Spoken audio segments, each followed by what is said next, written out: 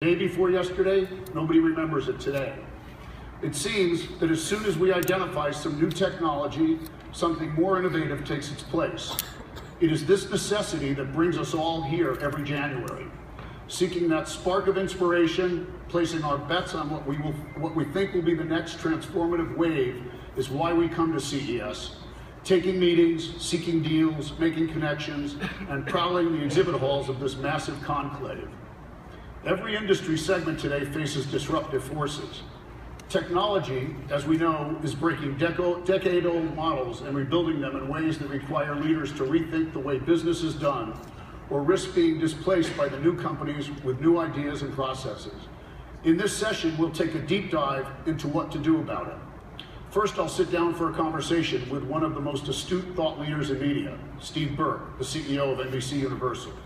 Following our keynote with Steve, my partner, Wendell Millard, will lead a panel of all-star media executives who will offer their perspectives on how to thrive in a marketplace where the only constant is constant change. We might even get our speakers to tell us where they're placing their bets at CES this year. So let's put the necessity to work and start our discussion. Ladies and gentlemen, my good friend, Steve Burke.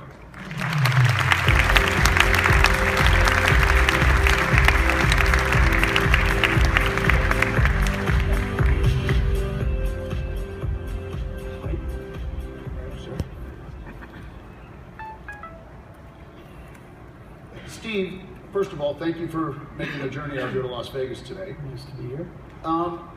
Steve, in 2010, when you became the CEO of NBC Universal, after quite a few years as the COO of Comcast, this company, this industry looked a whole lot different.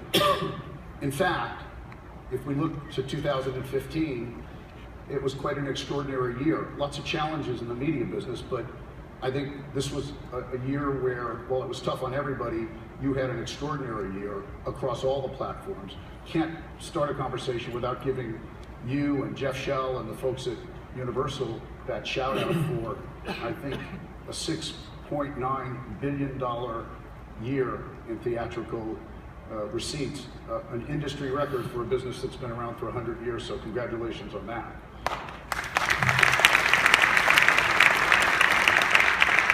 As you looked at NBC as an asset, what attracted you in 2010? What was the impetus? Well, it's interesting. It's been almost exactly 5 years since we did the deal. I think we did the deal the 26th of January, 2010 or 2011. And whenever we do a big deal, we show our board a series of 5 or 10-year projections. And when you go back and look at those projections, we were fundamentally right that NBC Universal was a very unique company with a unique set of assets: broadcast and cable, theme parks, film, international, digital, etc. But we were amazingly wrong in terms of by business, how the individual businesses did. We completely underestimated the upside of the theme park business. We actually valued the business at $1 billion. It was making about $400 million, and we owned half of Florida. We subsequently bought out the other half from Blackstone. That business today is making about $1.3 billion and has huge runway. It's actually a very good business. We were much more pessimistic about broadcast than we are today. We valued the NBC network at close to zero, and today our broadcast business, broadcast business at the time was making about $100 million. Today it's making about $800 million.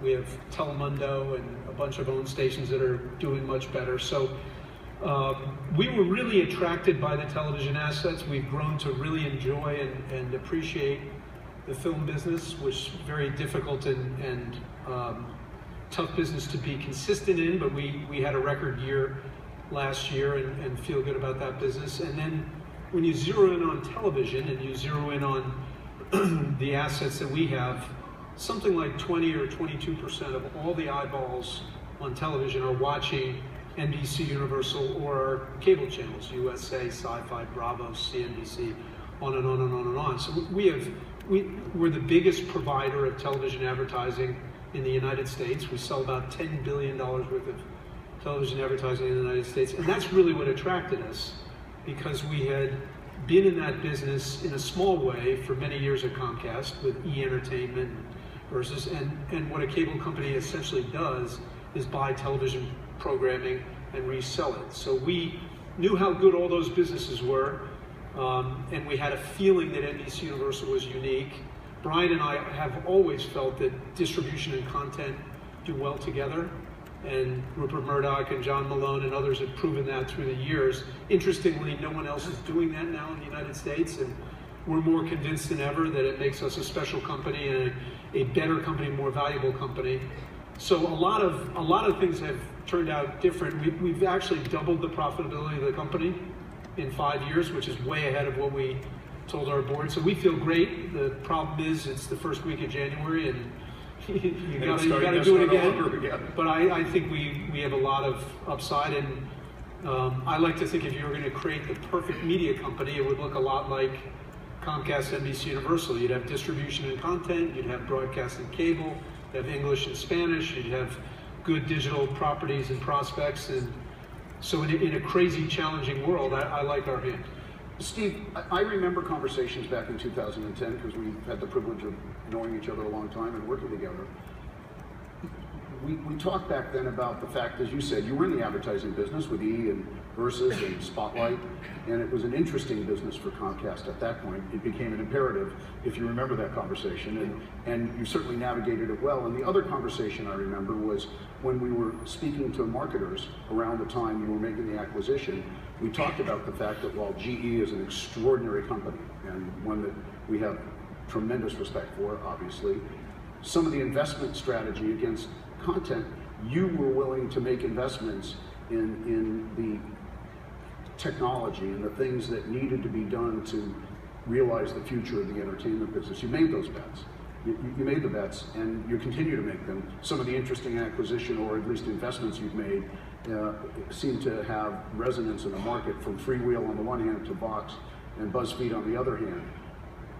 Driving that technology bent, is that something that's ingrained in Philadelphia that's translated to 30 Rock? How's that? I think so. I think when you're running a company and you're living in a time of great change, you have a bunch of different choices, obviously, but the most important thing I think you can do is keep leaning in and keep trying to build a company. When I joined Comcast 17 years ago, we had 4 million subscribers. We were the 4th or 5th biggest cable company. We were really a regional company centered around Philadelphia, and the thing that really got me to join, and the thing that was most exciting, was that Brian said, I really want to build something. And I think we've always been a company that's been entrepreneurial, always looking at what's next, and we're still doing that. I think you get in trouble when the world is changing if you try to preserve the status quo and preserve the world that you've been in, and it can be scary and off-putting to look at all the different things. But if you come in every day and say, we're a great company, we're going to try to make it better, and we're not afraid to make bets and keep moving, over the course of decades, I think you can create something special. And it doesn't always work. We've made plenty of mistakes, and we'll make more mistakes in the future, but one of our mistakes will not be not investing and not taking risks and not trying to grow the company.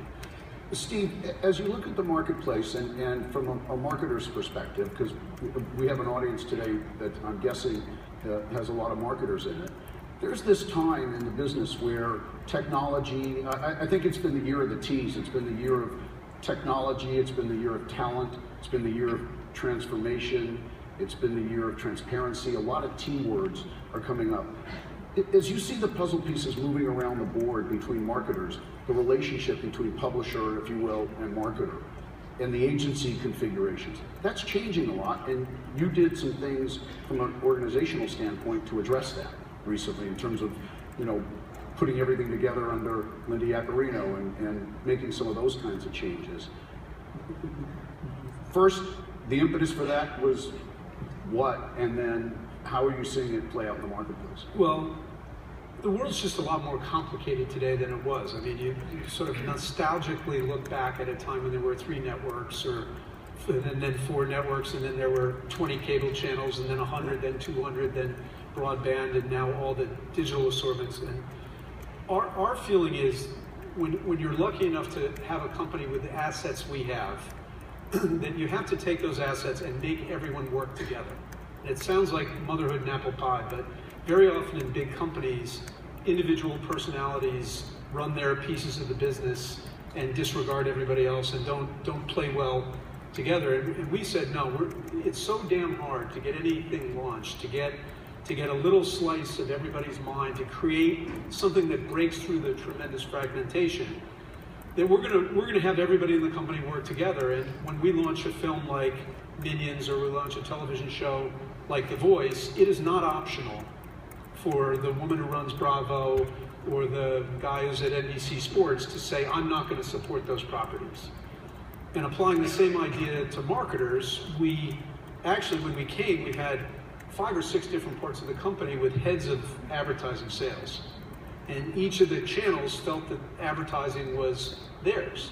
And we said, well, that's not really the right way to look at it. What we ought to do is put all of advertising together under Linda Yaccarino, so that when we meet with a marketer, we can speak for 20 different businesses, and we can speak for Vox and BuzzFeed and AOL, and basically give somebody almost one-stop shopping. And what we found is that's what marketers want, and you also tend to do better, because if you're meeting with someone and they don't advertise on Telemundo or they don't advertise on entertainment, if you have the ability to say, I can get you great inventory at a great price on those brands, you're gonna, at the end of the day, you're gonna do better. So our feeling is we created this company with these assets for a reason, and it's a big part of my job to make sure that everybody works together. Every time we call it symphony because we don't like the word synergy, but every time we've gotten the company, the energy of the company harnessed behind something, it's exceeded our expectation, and we think it's part of our DNA now and part of our secret sauce, and we're going to keep doing it. So Steve, last year at the network upfronts, everybody's anticipation, because the way the market's now configured with the digital content new fronts that happen and then the upfronts, there's a lot of fronts going on in the spring in New York. Everybody expected that the buzzword in 2015, and rightfully so, was going to be data, data, data. And it was. I mean, there wasn't a presentation that we watched that data wasn't at the center of it. But the other concept that was at the center of it from the network perspective and from the assets that you have was around premium content. And as we're looking at premium content as the centerpiece of so much of this, the data is just helping us make the decisions, but the premium content is still the business you're in. Is it at risk in terms of the kinds of bets you have to make on the premium content, number one?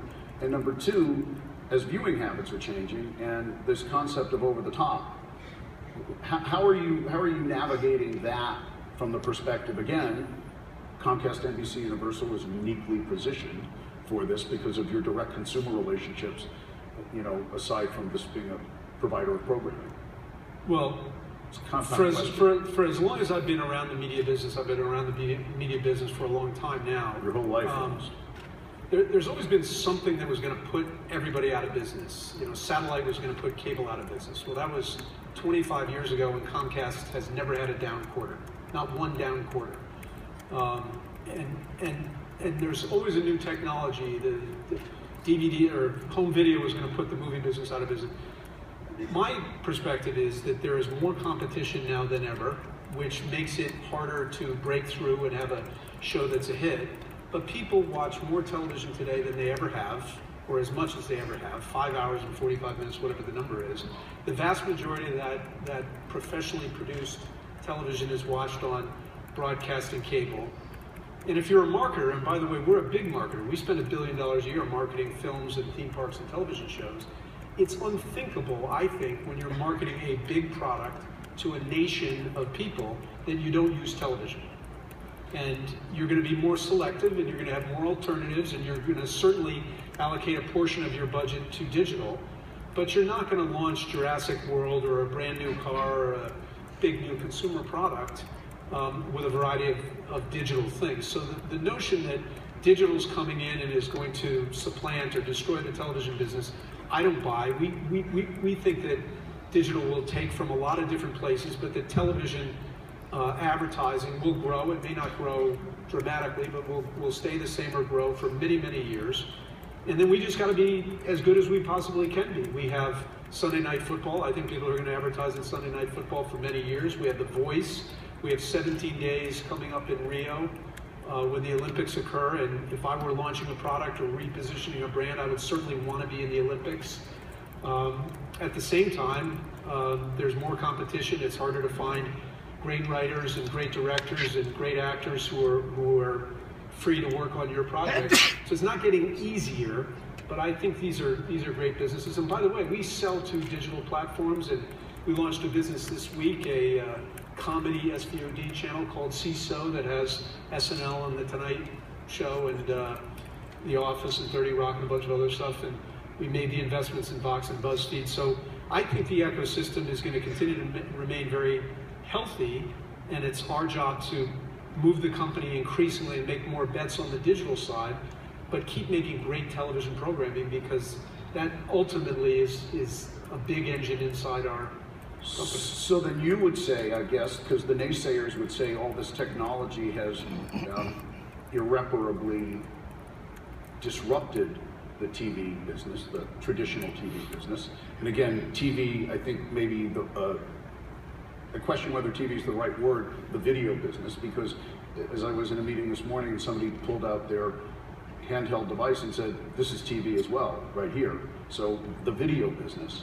And again, maybe that's a question. I don't know what the right term is. I don't know whether it's disrupt or changed or altered, but you know, when there were 3 networks, it was pretty disruptive. All of a sudden, HBO comes out, the cable industry starts, and people start to view differently, but broadcast television is still a very good business. The 4 broadcast companies make more money, I think, today than they did 20 years ago. And do they make it in the same way? No, and I think we will make money in different ways. We're making money in different ways now. The importance of international syndication and SVOD and distributing directly to digital, those businesses didn't exist, and we're making hundreds of millions of dollars. And that will continue to evolve, but people are going to want to watch great television on a great television set, and that's going to be a big part of our business going forward. Do you look at the world of Netflix, just using Netflix as an example, but do you look at the world of Netflix as a threat, as a friend, as Martin Sorrell always likes to say, a frenemy? I mean, how do you end up looking at Netflix? You programming, I mean... You know, I think all of the above. And I think Netflix has created a wonderful business and a great delivery mechanism. The ability to watch great programming without commercials inside, where the second, third, fourth episode automatically queues up for you. So it's a wonderful delivery mechanism, and they've created a great business. We sell to Netflix. They obviously are affecting ratings at some level, although I think when you look at the numbers, DVRs are more, and time-shifted viewing are more impactful than Netflix is actually, but they clearly are affecting viewing. So it's hard to look at all these companies and say, this is a friend, this is an enemy. I think everybody's competing, everybody's trying to figure out what to do, and one of the things we try to do is not be too religious about dividing the world into, we'll never talk to them, we'll never talk to them. There are hundreds of companies here in Las Vegas that you can learn from and get excited about their business models and eventually do business with. And at the same time, we got to keep making great television shows and great movies and great theme park attractions. So, Steve, as you look forward in 2016, and I think it's so well said, 2015 was a great year. It's January the 7th.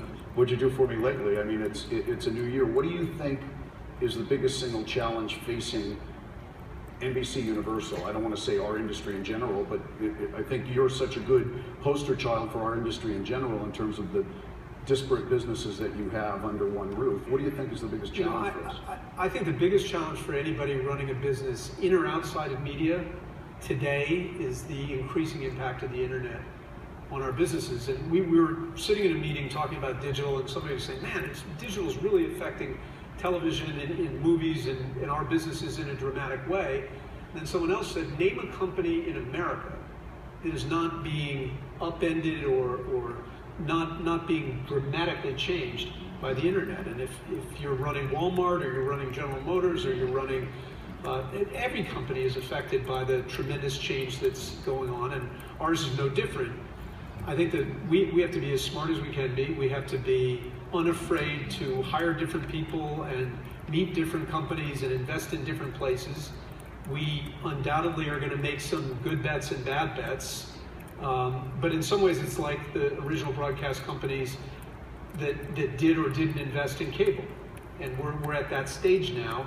Again, the existing businesses are not going to go away. They're still going to be great businesses, and people are going to be watching broadcast and cable television for many years to come. But we need to start getting better at distributing our product on the internet, getting better at creating new internet businesses, and get smarter. I'll give you an example.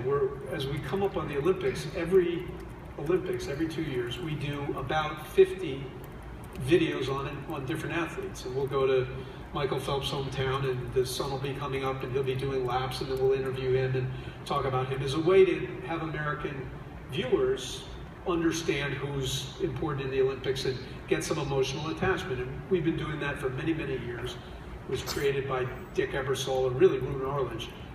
And as a result of our investment with BuzzFeed, this year, BuzzFeed is going to send 12 people, probably very young people who have never made a television show or spot. We're going to send 12 people down to Rio, and those 12 people are going to interview athletes that we're not doing the traditional up close and personals. And you can guarantee that those interviews are going to be very interesting and done from a completely different perspective. Absolutely. And then they'll be put on BuzzFeed. And I think that's good for us. I think that'll, not only will that generate viewership and advertising revenue, but that'll get younger people, millennials who love BuzzFeed, and some people who aren't millennials who love BuzzFeed, thinking about the Olympics in a way that they otherwise might not be. And one of the reasons why we invested in Vox and BuzzFeed was to learn from them, to sell, to go to market with them, to have them do things that are different. And it's very, very hard to get a successful person who's been doing the Olympics for 20 or 30 years to do something different the way a 20-year-old from BuzzFeed with no history is inevitably going to do it. And that's an example. Hopefully there are hundreds and hundreds of those in our company and more in the future of how we're going to try to change our company because of the tremendous impact of digital. And Steve, I think we've got time for one or two more questions, but if I was to say to you, and you've talked about it from the perspective of the numbers, and that's a great story that 5 years after you made the decision to make this investment, the numbers have certainly spoken for themselves. What are there any challenges that you didn't expect? I'm sure there are, but what would be the thing that you least likely, that you thought was least likely to happen that's happened in the 5 years since you made the acquisition of NBC? Well, and Universal. I did not see, and it's a combination of DVRs and Netflix and Hulu and everything else. I thought that cable ratings, cable entertainment ratings, were going to be stronger than they are. I mean, it's clear to me that cable entertainment ratings are weaker than they were just 2 or 3 years ago. And I think what's happening is all the various alternatives are getting better and better and better. And so if you have a show that's acquired programming, a rerun, it's very, very hard to have those reruns get the same kind of ratings when you have 25,000 great choices at your fingertips. So that's a challenge. Another challenge, which is more of a challenge of perception, is this perception among some advertisers, and my sense is the pendulum is swinging back, that advertising on digital is somehow this wonderful new shiny thing that's better. And I think the reality is if you want to reach millions and millions of people, if you want to launch a big product, television is a fantastic way to do that. And my sense is that people are starting to come back to that. We've done a lot of research. Not only can you not get the reach with digital that you can with television, but people don't pay as much attention to the ads. And it's very, very hard to get the same kind of emotional connection that you get with a great television campaign. So I think that's been something that at least our ad sales people feel like they not so much anymore, but over the last couple of years, we're walking into meetings and people were saying, well, I'm allocating 38% of all our budgets to digital. And our experience in the film business is there are some films where if it's a very niche film, you want to have a high percentage that's digital. But if you want to have a blockbuster, you better advertise in the Super Bowl. You better get out there. And so hopefully there's an evolution in people's thinking about where you allocate your money in a way that's healthy for television. So Steve, just between you and I, could you tell me one thing What's going to happen on Blacklist this year? No, just kidding. No, I can't tell you. Steve, I want to thank you for My pleasure. joining me today. Thank you. Thank you for sharing this.